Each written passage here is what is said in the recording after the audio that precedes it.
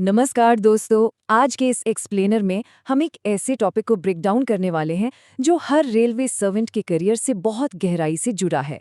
आज हम मिलकर DAR 1968 को डीमिस्टिफाई करेंगे। एकदम सही कहा। ये DAR 1968 एक ऐसी रूल बुक है जिसका नाम सुनते ही थोड़ा डर लगने लगता है, राइट?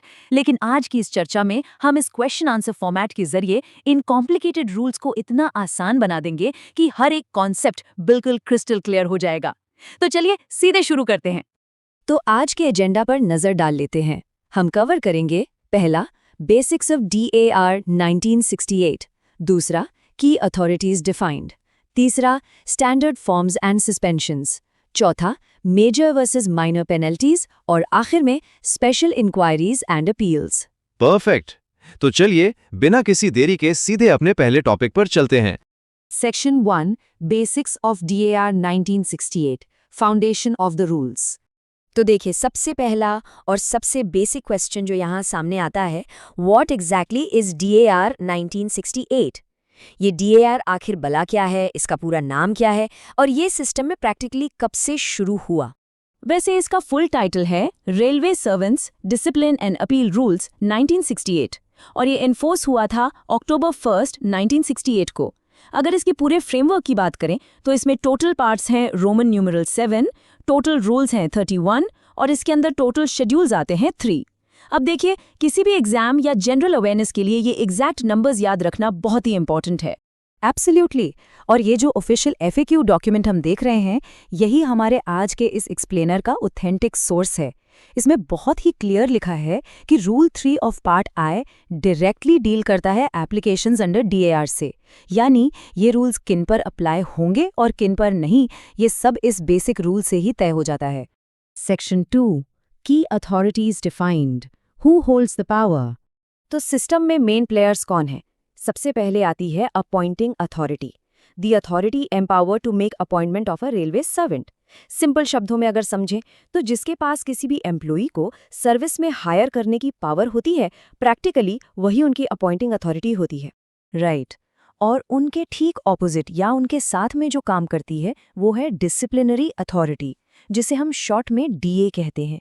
ये वो कॉम्पिटेंट अथॉरिटी है in relation to the imposition of a penalty on a railway servant, यानी जब कोई रूल ब्रेक होता है और पेनल्टी लगाने की बारी आती है, तब ये स्पेसिफिक पावर सीधे डिसिप्लिनरी अथॉरिटी के हाथों में होती है। तो यहाँ पर एक बड़ा ही प्रैक्टिकल सवाल उठता है कि इन दोनों में आखिर बेसिक डिफरेंस क्या है? क्योंकि दोनों ही काफी पावरफुल पोजीशंस हैं, तो इनका डेली रोल कैसे अलग होता है? बहुत सिंपल है। अपॉइंटिंग अथॉरिटी के पास पावर्स ऑफ अपॉइंटमेंट है, मतलब वो किसी का करियर शुरू करते हैं, जबकि डिसिप्लिनरी अथॉरिटी के पास पावर्स ऑफ पेनल्टी हैं। वो सिस्टम में डिसिप्लिन मेंटेन करते हैं और रूल्स वायलेट होने पर एक्शन लेते हैं। लेकिन यहाँ पर एक बहुत ही स्ट्रिक्ट रूल है जिसे ध्यान में रखना जरूरी है। कंपल्सरी रिटायरमेंट, रिमूवल या डिसमिसल फ्रॉम सर्विस जैसी जो सबसे एक्सट्रीम पेनल्टीज होती है ना, वो कोई भी ऐसी अथॉरिटी इम्पोज नहीं कर सकती जो अपॉइंटिंग अथॉरिटी के रैंक से नीचे हो। एग्जैक्टली। यानी डिसिप्लिनरी अथॉरिटी माइनर या दूसरी छोटी पेनल्टी तो दे सकती है, पर नौकरी से निकालने जैसा सबसे बड़ा और फाइनल फैसला सिर्फ अपॉइंटिंग अथॉरिटी या उनसे हायर रैंक वाले ही ले सकते हैं। ये पावर का एक बहुत ही स्ट्रॉन्ग चेक एंड बैलेंस है। Section 3, standard forms and suspensions, the paperwork master class. Okay, चलिए इस पेपरवर्क को याद रखने के लिए एक रैपिड फायर राउंड करते हैं। तो SF नंबर 1 किस लिए यूज होता है? SF नंबर 1 होता है सस्पेंशन के लिए, और SF नंबर 2 वो होता है डीम्ड सस्पेंशन के लिए। अब आप बताइए SF नंबर 3 क्या है? SF नंबर 3 है नॉन एंगेजमेंट सर्टिफिकेट, जो ड्रॉल ऑफ सब्सिस्टेंस अलाउंस के लिए जरूरी है। और आखिर में बचा SF नंबर 4। SF नंबर 4 होता है रिवोकेशन ऑफ पेनल्टी के लिए, यानी जब सस्पेंशन या पेनल्टी हटानी हो। इन इंग्लिश कोड्स और उनके पर्पस को याद रखना सच में गेम चेंजर है। अब इसका एक प्रैक्टिकल सिनेरियो देखते हैं जो एक्चुअली में काफी कॉमन है। क्या एक सीनियर सेकंड इंजीनियर अपने अंडर काम करने वाले एक क्लर्क को, जो 3050 4590 के स्केल में है, सस्पेंड कर सकता है? इसका आंसर है यस, वो बिल्कुल कर सकते हैं। सही कहा। और जैसा अभी हमने टेबल में देखा, अगर कोई ऑफिशियल सस्पेंड हो जाता है तो उसको अपना सस्पेंशन अलाउंस लेने के लिए SF3 फॉर्म फिल करना होता है। ये एक मैंडेटरी नॉन एंगेजमेंट सर्टिफिकेट है। बिना इस पेपरवर्क के प्रोसेस आगे बढ़ता ही नहीं है। Section 4, major versus minor penalties, understanding the charges. देखिए, जब किसी अथॉरिटी को मेजर पेनल्टी चार्जशीट इशू करनी होती है तो वो SF नंबर 5 का यूज करते हैं। वहीं दूसरी तरफ माइनर पेनल्टी चार्जेस लगाने के लिए SF नंबर 11 का यूज होता है। SF नंबर 5 फॉर मेजर और नंबर 11 फॉर माइनर। इन दोनों नंबर्स को दिमाग में एकदम क्लियर रखना जरूरी है। और एक बात, ये फॉर्म्स हवा में ऑपरेट नहीं करते, इनके पीछे स्पेसिफिक रूल्स हैं। जैसे रूल 6 एक्सप्लिसिटली स्पेसिफाई करता है कि पेनल्टीज एग्जैक्टली होंगी क्या, और रूल 9 स्पेसिफिकली मेजर पेनल्टी के प्रोसीजर से डील करता है। एक और छोटी पर काफी इंटरेस्टिंग डिटेल है पास और PTO के बारे में। अगर इन्हें एज अ पेनल्टी विदहोल्ड किया जाता है तो इनको दिन या महीने में नहीं बल्कि नंबर ऑफ सेट्स के हिसाब से काउंट और मेजर किया जाता है।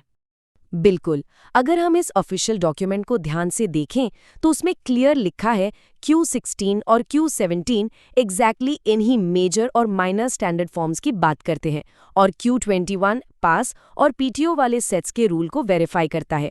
ये ऑफिशियल टेक्स्ट को समझना ही सबसे मेन बात है, ताकि कंफ्यूजन की कोई गुंजाइश ना बचे। Section 5 special inquiries and appeals, exceptions and rights. आप थोड़ा एक्सेप्शनल सिचुएशंस की बात करते हैं। पहला है एक्स पार्टी इंक्वायरी। ये तब जस्टिफाइड मानी जाती है जब डिलिंक्वेंट स्टाफ को इंक्वायरी की डेट एडवांस में कम्युनिकेट कर दी गई हो, लेकिन वो लगातार 2 से ज्यादा ओकेजन्स पर अपीयर ही ना हो। उस केस में उनके बिना ही इंक्वायरी प्रोसीड हो जाती है। बाप रे! और दूसरा स्टेप तो और भी ज्यादा एक्सट्रीम है। ये है रूल 14I। ये रूल सीधे रिमूवल या डिसमिसल विदाउट इंक्वायरी अलाउ करता है।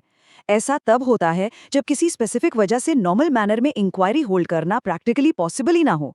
ये इस पूरे सिस्टम का एक बहुत ही पावरफुल एक्सेप्शन है। वैसे एक ऐसी ट्रिविया है जो लिटरली हर एम्प्लॉय को पता होनी चाहिए। इस कॉम्प्लिकेटेड प्रोसीजर में किसी बाहर के लॉयर की एंट्री बिल्कुल नहीं होती। A legal practitioner is not allowed to be engaged as a defense counsel in course of inquiry. यानी डिपार्टमेंटल इंक्वायरी में बाहर के प्राइवेट लॉयर अलाउ नहीं होते, ये इन हाउस ही सॉल्व होता है। एक और सरप्राइजिंग फैक्ट सुनिए, बात सिर्फ एक्टिव सर्विस टाइम की नहीं होती, सर्विस से रिटायर होने के बाद भी DAR रूल्स का असर रहता है।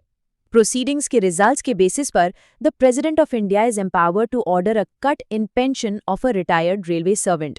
यानी अगर रूल वायलेशन बड़ा है तो पेनल्टी का इम्पैक्ट रिटायरमेंट के बाद भी, और वो भी हाईएस्ट लेवल से आ सकता है।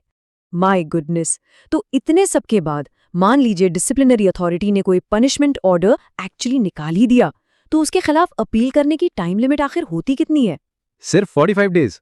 रूल 20 के अनुसार पनिशमेंट ऑर्डर के खिलाफ अपील फाइल करने के लिए किसी भी एम्प्लॉय के पास एग्जैक्टली 45 डेज होते हैं। इस डेडलाइन को कभी भी कैजुअली नहीं लेना चाहिए, ये बहुत क्रूशल है।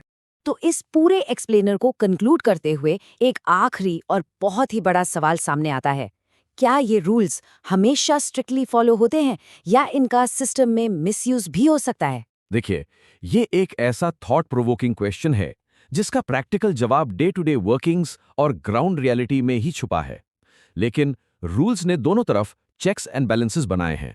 अगर एक जगह डिसिप्लिनरी अथॉरिटी का पेनल्टी इंपोज करने का पावर है, तो दूसरी तरफ 45 डेज टाइम लिमिट और अपील जैसे बेसिक राइट्स भी दिए गए हैं। एकदम सही। और ठीक इसीलिए in English bureaucratic terms, in standard forms और इन ऑफिशियल प्रोसीजर्स को इतनी बारीकी से जानना हर किसी के लिए बहुत जरूरी हो जाता है, क्योंकि बिना रूल्स को समझे इन प्रोसीजर्स को नेविगेट करना लिटरली इम्पॉसिबल है। इसलिए knowledge is power. Keep learning और हमेशा सवाल पूछते रहिए।